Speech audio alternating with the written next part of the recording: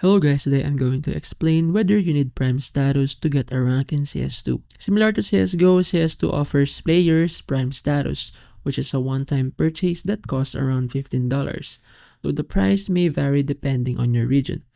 Prime status provides access to clean matchmaking, exclusive rewards, and a dedicated Prime queue.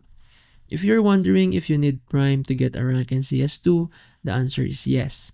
To participate in competitive or premier mode and earn a rank, you must have Prime status. Non-Prime players are restricted from these modes and cannot earn a rank. It's worth noting that if you already had Prime status in CSGO, it carries over to CS2 automatically.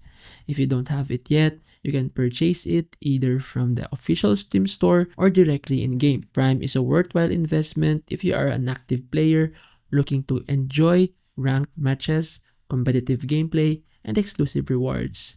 Consider buying it if you plan to spend significant time in the game.